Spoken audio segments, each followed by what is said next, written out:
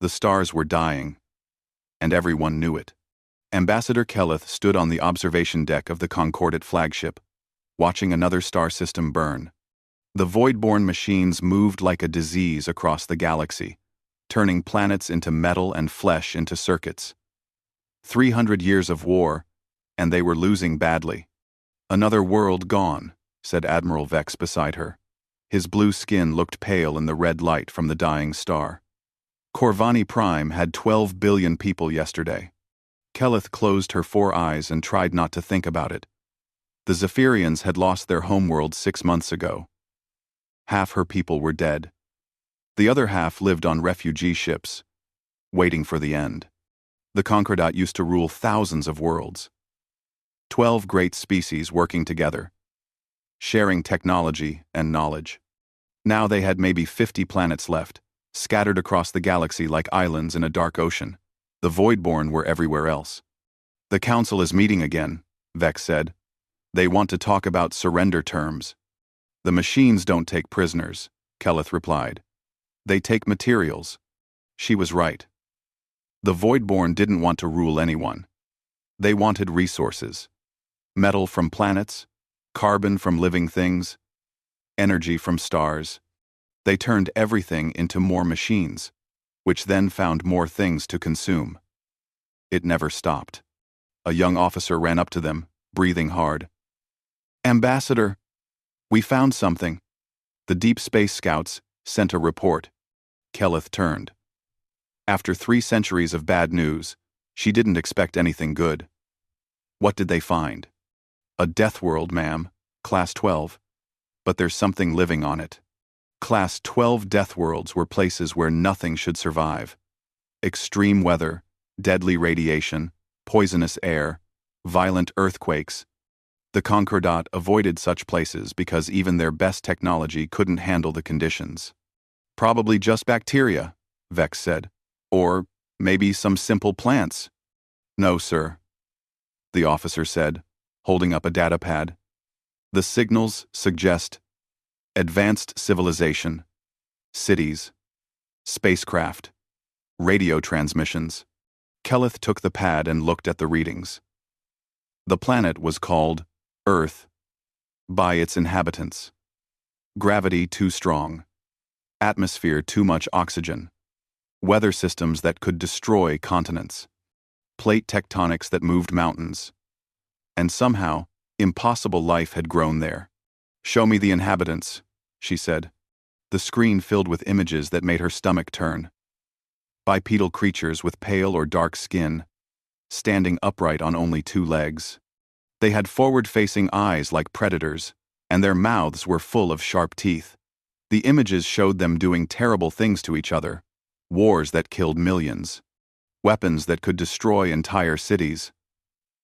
They fought constantly, even when they weren't at war with other groups. "They call themselves humans," the officer explained. "They've been fighting each other for their entire history. Their planet tries to kill them every day through storms, earthquakes, diseases, and predators. But they keep growing stronger." Kelleth studied more images. Humans running into burning buildings to save others. Humans climbing the highest mountains just because they were there. Humans diving to the bottom of poisonous oceans. Humans launching themselves into space in metal boxes that barely worked. "Look at this," the officer said, showing a video. A human settlement was being destroyed by a massive storm. Instead of hiding, the humans were working together to save their neighbors. They carried injured people through winds that could knock over trees.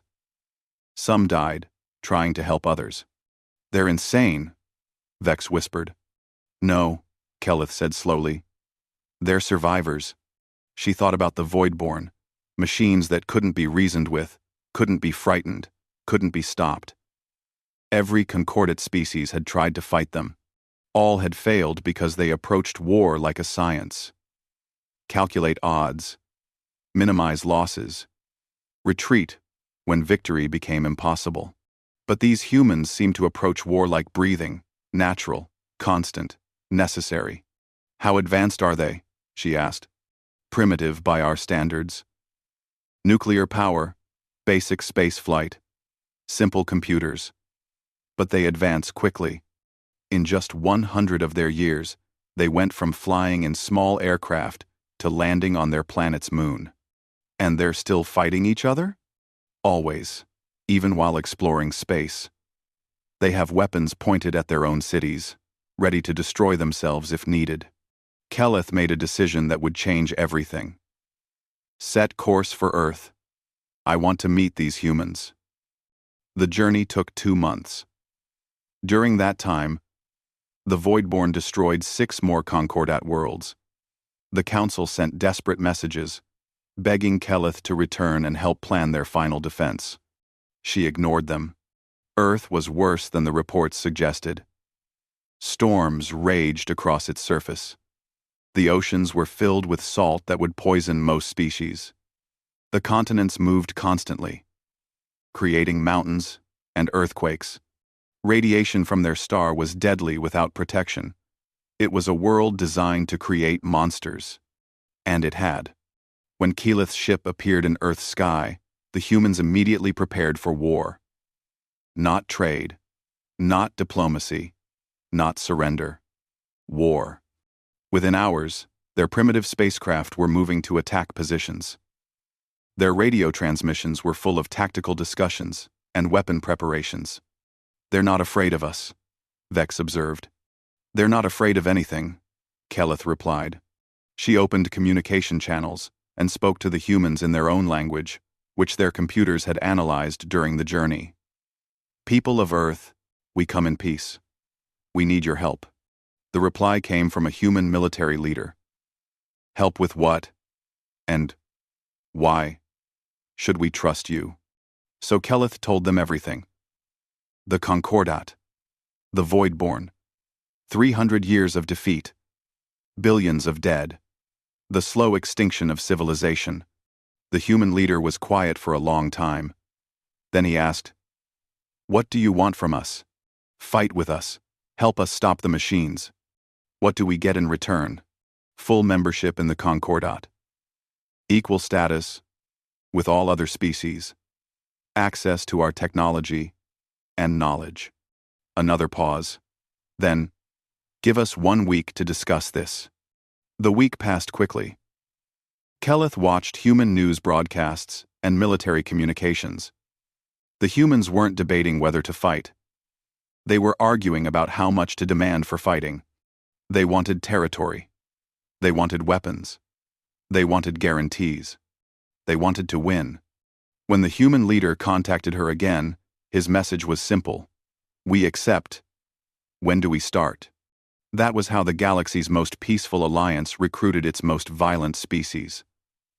The debt was made in desperation, to be paid in blood. But whose blood? None of them knew yet. 6 months after the deal was made, human ships began arriving at the war zone. Admiral Sarah Chen stood on the bridge of the ESS Defiance, watching Concordat officers stare at her fleet through their viewing screens. She could see the fear in their alien faces. The human ships were ugly compared to Concordat vessels. No smooth curves or elegant designs. Just thick armor plating, massive engines, and weapons pointing in every direction. The humans had built them fast and cheap, using materials from asteroids and salvaged alien technology.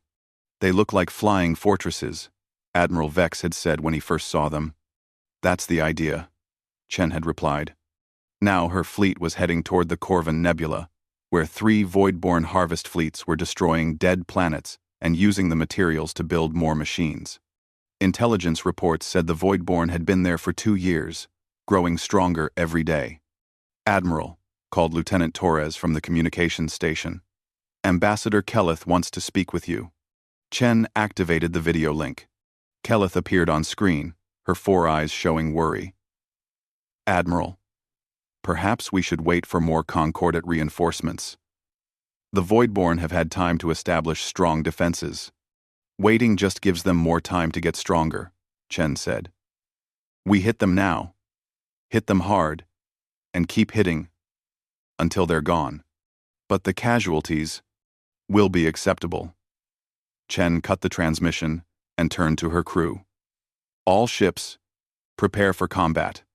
Remember the plan. The plan was simple. Concordat doctrine called for careful approaches, long-range fighting, and tactical retreats when things went wrong. Human doctrine called for getting close fast and breaking things until the enemy stopped moving. As they entered the nebula, the void-born machines detected them immediately. Massive mechanical ships moved to intercept, their weapons charging with deadly energy. The alien vessels were twice the size of human ships and carried weapons that could destroy planets. "Incoming fire!" Torres shouted as energy beams lit up space around them. "All ships, advance at maximum speed," Chen ordered. "Target the big ones first." The human fleet accelerated into the enemy formation. Concordat observers watched in horror as human ships ignored the massive firepower hitting them and kept moving forward. Armor plating melted under alien weapons, but the ships didn't slow down. "ESS Courage is taking heavy damage," Torres reported. "Courage, this is Defiance. Maintain course and speed." "Copy that, Admiral. We're not stopping." The first human ship reached the Voidborn line and opened fire with everything it had. Kinetic weapons fired solid metal projectiles at incredible speeds. Nuclear missiles exploded against machine hulls.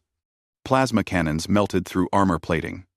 But the real shock came when Captain Rodriguez, of the ESS Valor, decided his ship was too damaged to continue fighting. Instead of retreating, he aimed his vessel at the largest Voidborn ship and activated the self-destruct. The explosion destroyed both ships and damaged 3 others. "Rodriguez, report," Chen called out. Only static answered. Rodriguez and his crew of 800 were gone, but they had taken 2,000 enemy machines with them. "All ships, continue the attack," Chen ordered, her voice steady despite the loss. The battle raged for 6 hours. Human ships used tactics that no Concordat species had ever tried.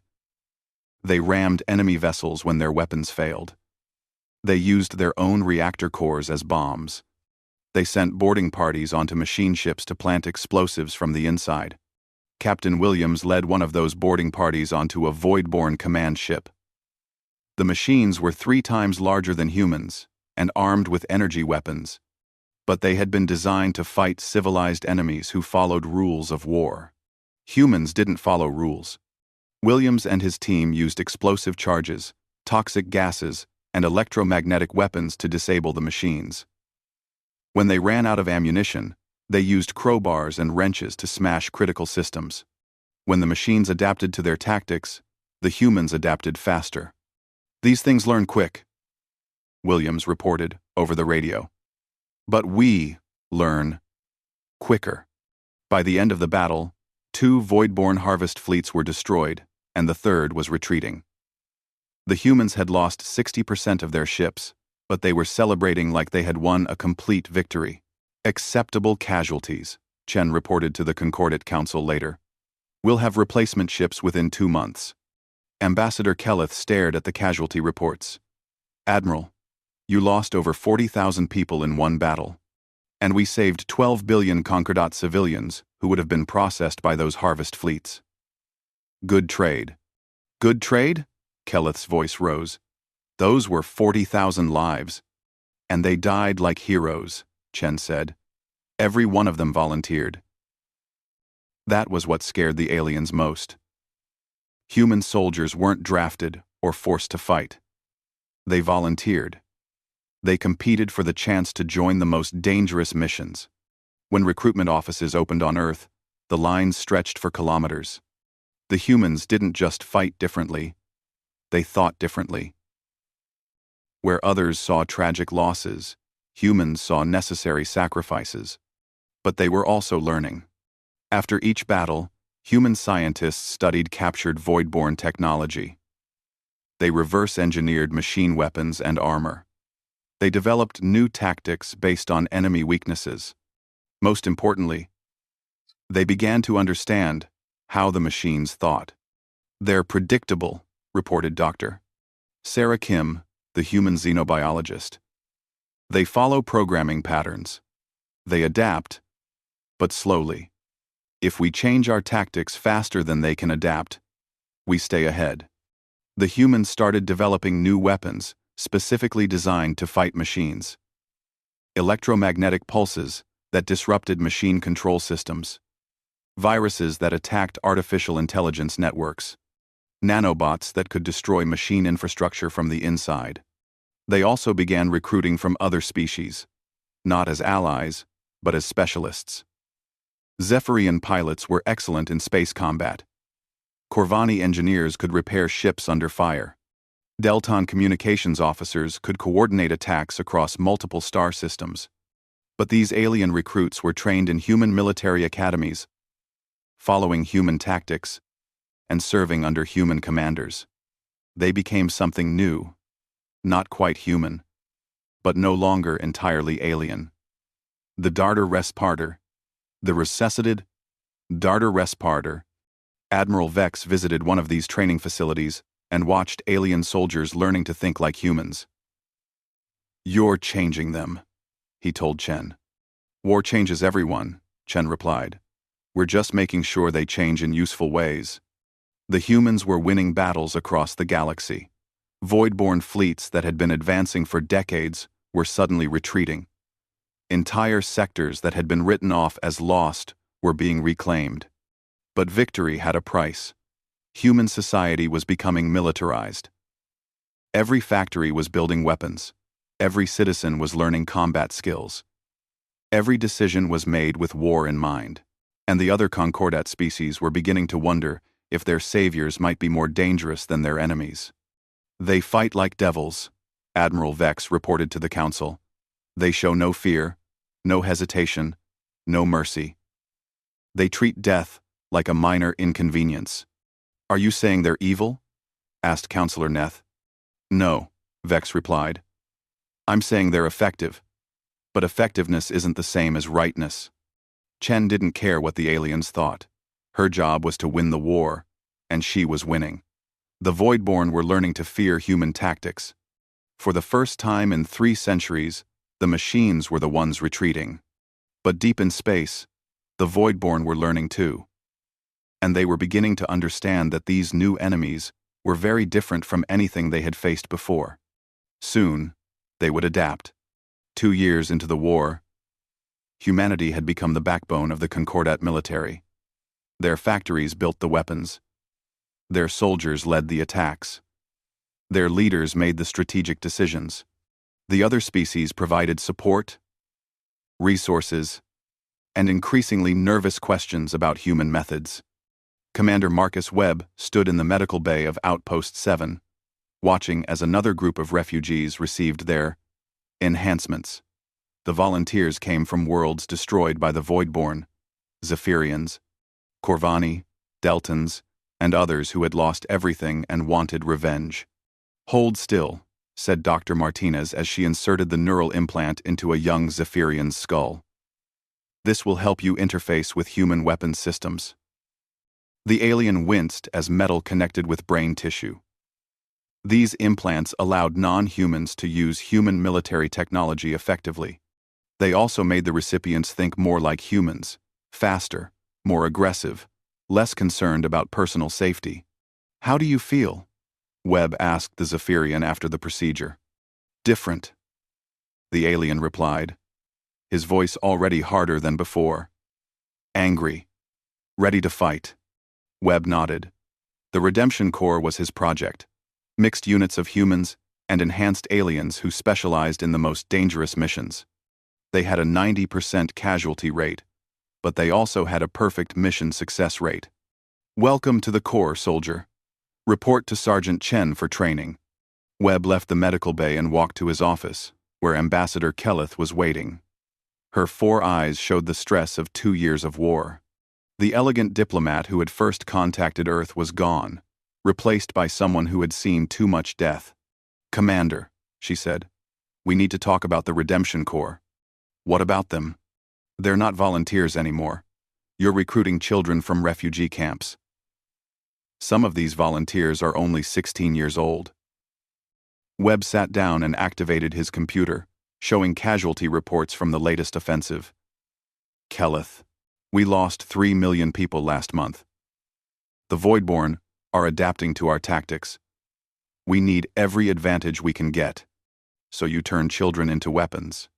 I turn desperate people into survivors. These kids have nothing left. Their families are dead. Their worlds are gone. We give them a chance to fight back, instead of just waiting to die. Keleth stared at the reports. The numbers were getting worse. Human losses were increasing as the Voidborn learned to counter their tactics. More disturbing were the reports of human units using methods that violated every law of war the Concordat had ever established. "What about Kepler-7?" she asked. Webb's expression hardened. "What about it? Your forces used biological weapons against Voidborn-controlled populations. 30 million civilians died.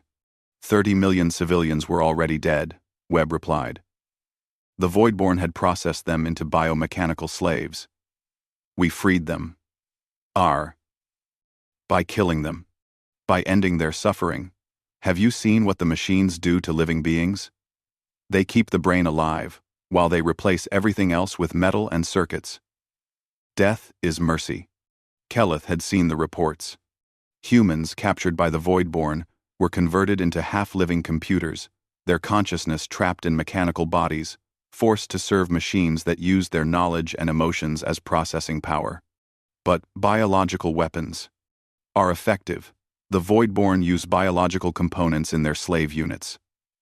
Our weapons target those components specifically. It's surgical warfare. Gina. It's genocide. It's war.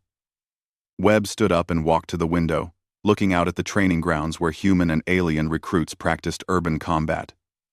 "Keleth, I know this is hard to accept, but we're fighting for the survival of every living thing in the galaxy. Moral purity is a luxury we can't afford." Unknown to both of them, their conversation was being recorded by a Concordat intelligence agent.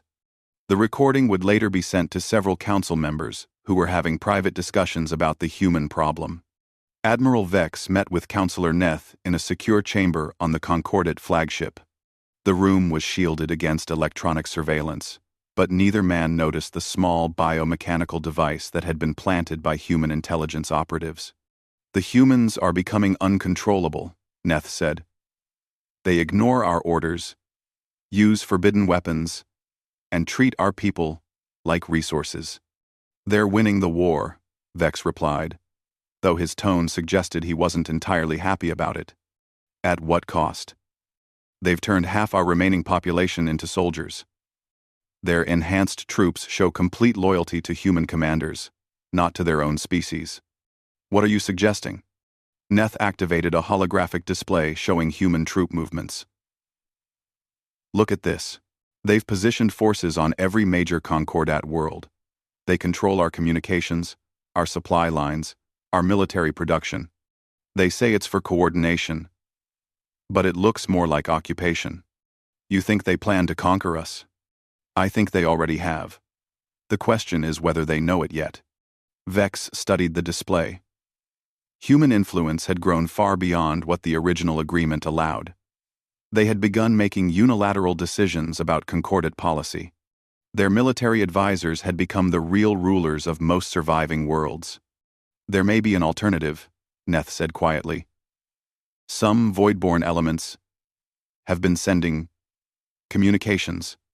They want to negotiate." "Negotiate what?" "A separate peace. The machines are willing to leave Concordat space alone if we withdraw support from the humans." Vex stared at his colleague. "You're talking about betrayal. I'm talking about survival. The humans are changing us into something we're not. Look at our young people. They volunteer for human military service. They adopt human customs. They think violence is the solution to every problem." It was true. Concordat youth who served alongside humans came back different. They spoke more directly, showed less patience with traditional diplomatic processes, and demonstrated a disturbing enthusiasm for military solutions. Meanwhile, Admiral Chen was dealing with her own problems. Intelligence reports showed that several concordate worlds were secretly developing anti-human defenses, energy weapons designed specifically to penetrate human armor, communication networks that excluded human oversight, military units trained to fight human tactics. "They're planning something," reported Colonel Jackson, her intelligence chief. "The question is whether it's defensive preparation or offensive planning."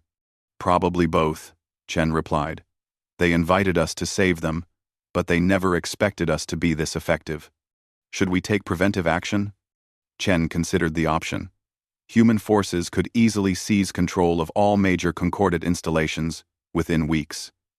Their military superiority was overwhelming, but such action would make them conquerors rather than allies.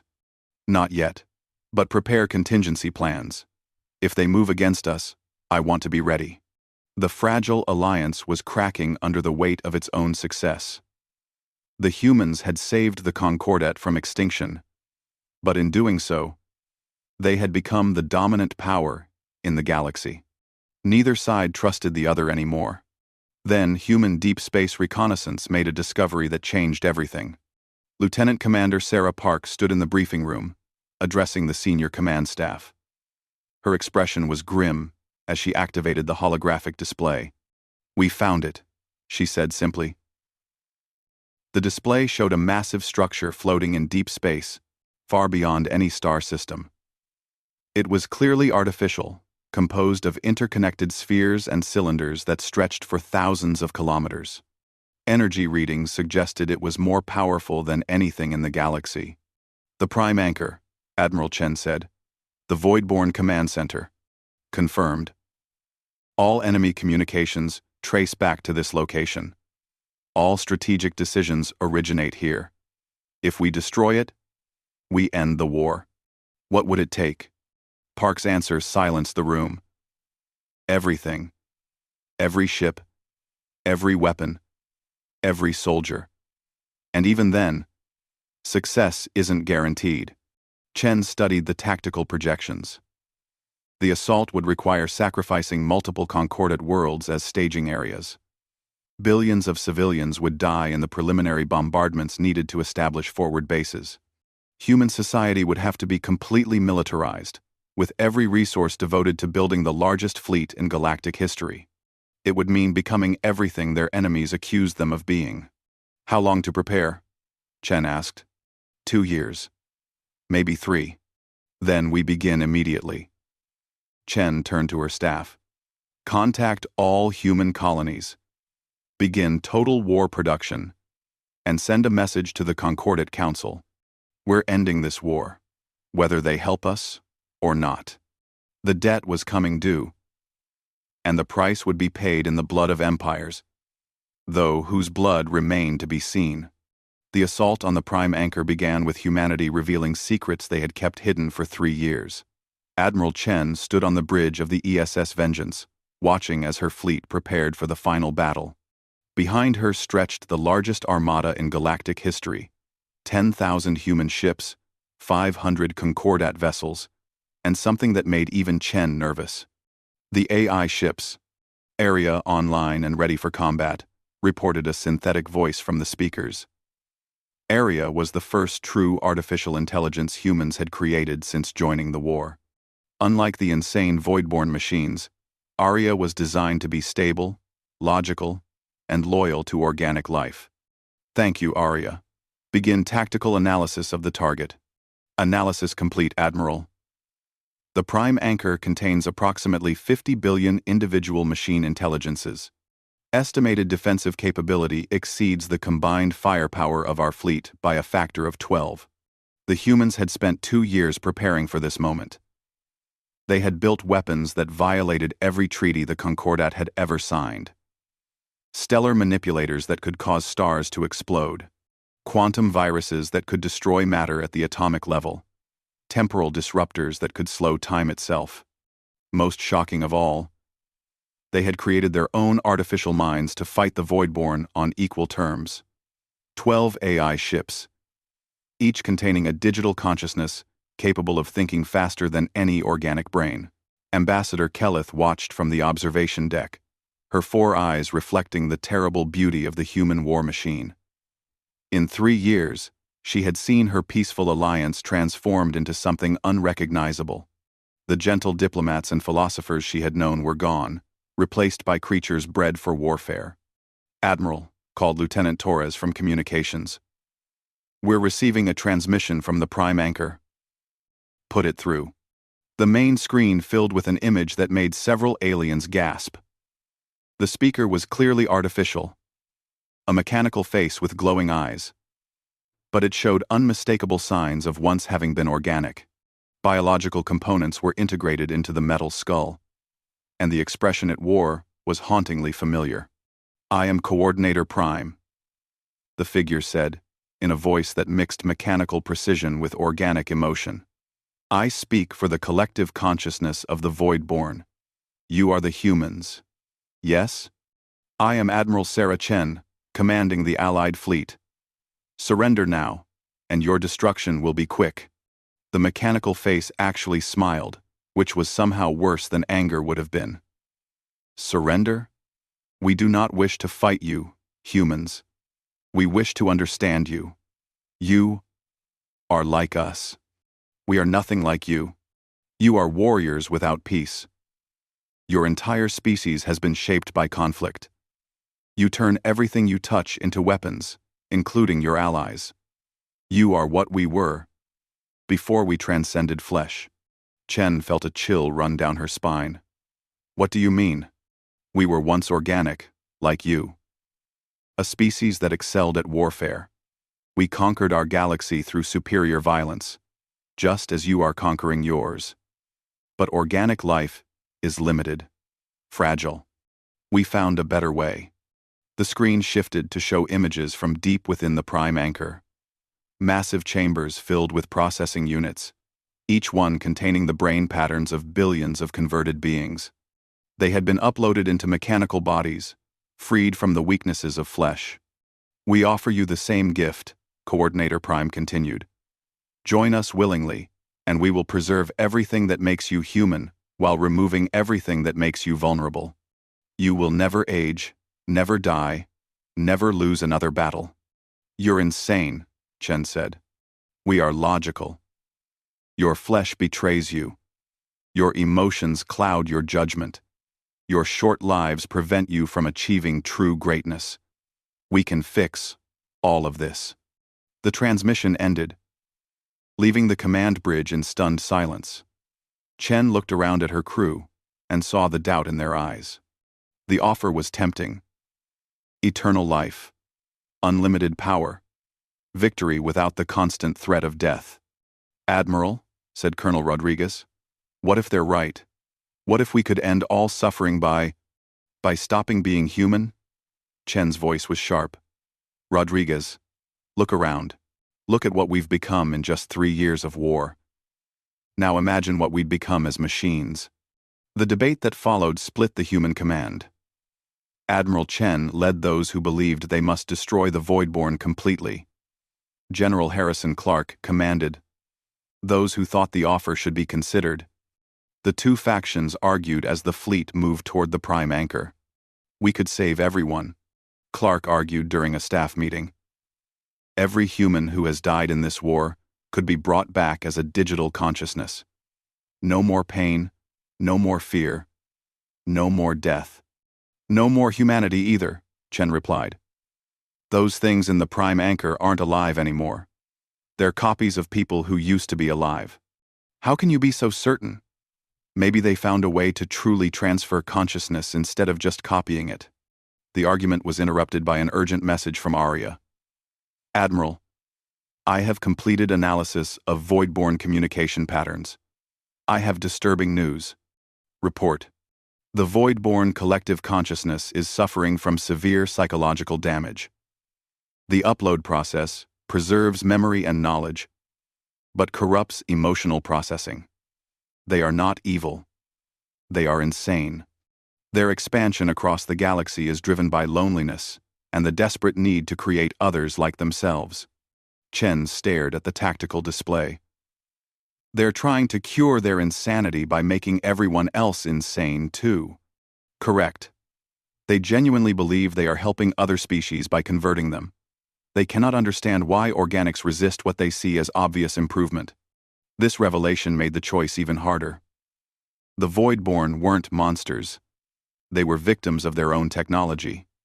But they were also an existential threat to every living thing in the galaxy. The battle began when Voidborn ships moved to intercept the human fleet. The machines had learned from 3 years of defeat and had developed new tactics specifically designed to counter human strategies. They used swarm attacks, predictive algorithms, and weapons that adapted in real time to human countermeasures.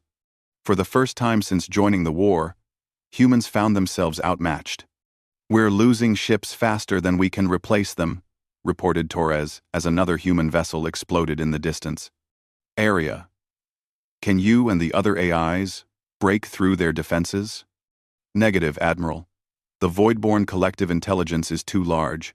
We would need to match their processing power to defeat them in direct combat." "What about the quantum viruses?"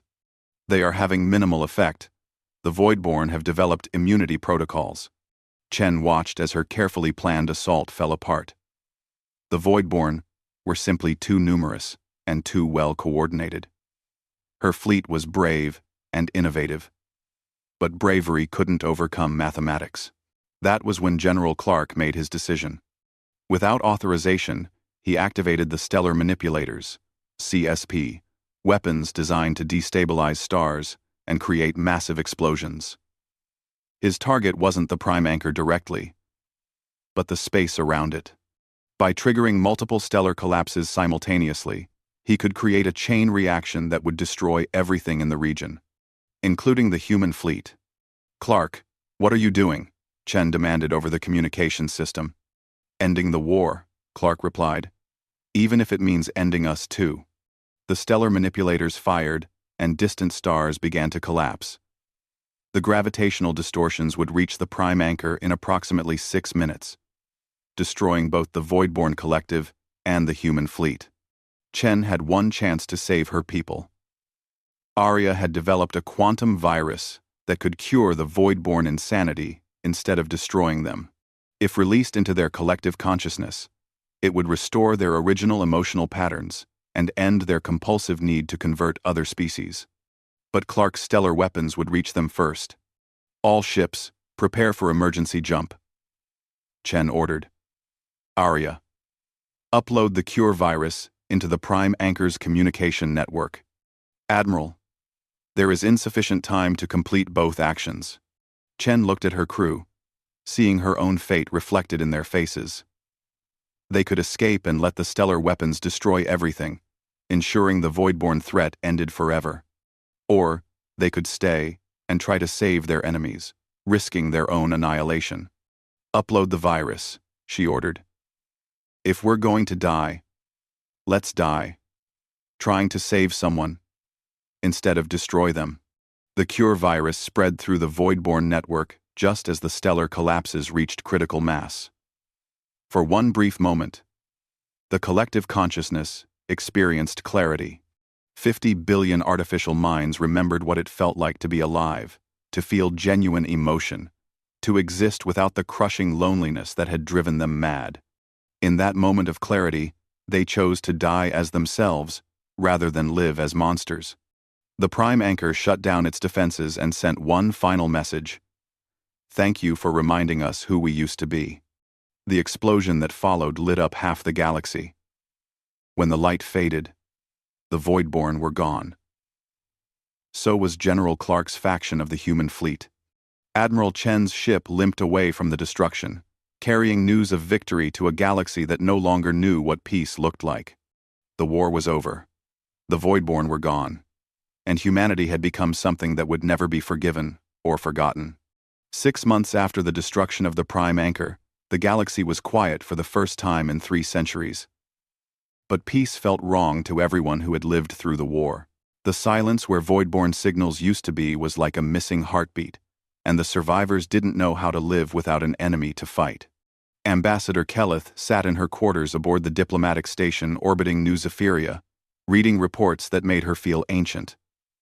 The war was over, but its consequences were just beginning. Humanity controlled 40% of all military production in the galaxy. Their enhanced troops, the Redemption Corps, had become the primary police force on most worlds. Human customs, language, and values were spreading faster than any plague ever had. The species that had saved the galaxy was now reshaping it in their image.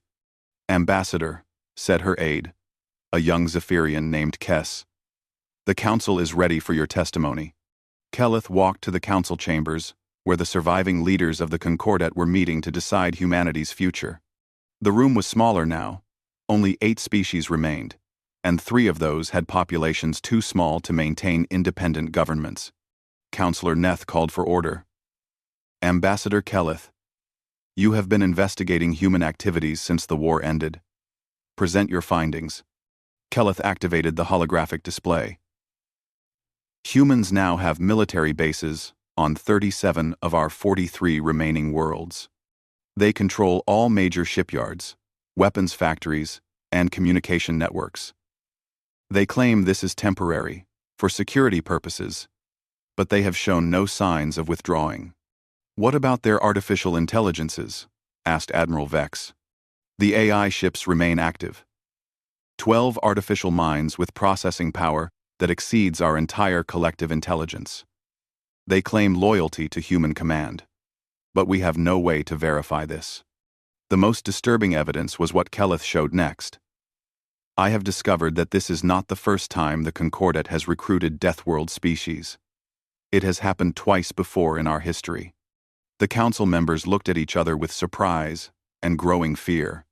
17,000 years ago, we faced an invasion by the crystal entities, living minerals that consumed entire star systems.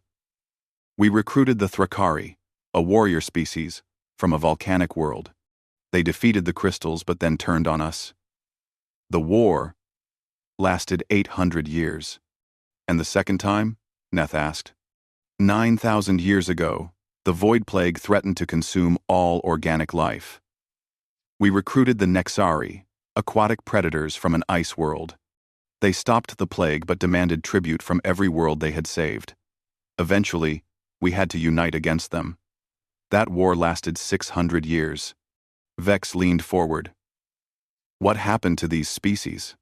"Both were eventually defeated and exiled beyond the galactic rim. But the cost was enormous. Billions died in each conflict. Our civilization was set back thousands of years. The implications were clear.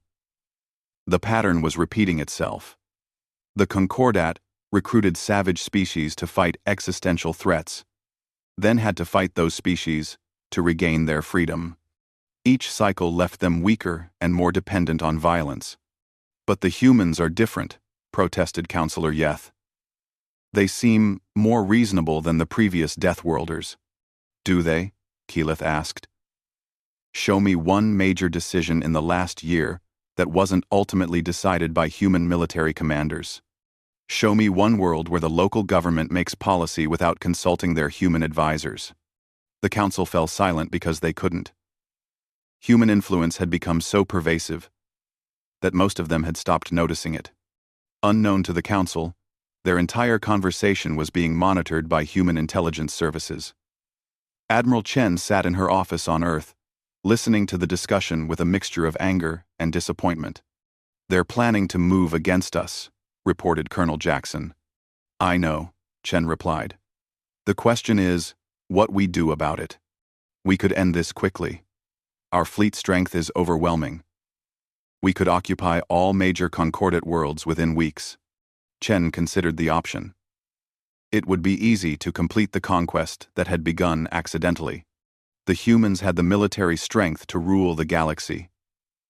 And many of her officers believed they had earned that right through their sacrifices. But Chen remembered Coordinator Prime's words about becoming what they fought against. "No," she said finally. "We're not conquerors. We're protectors. But we also can't allow them to attack us."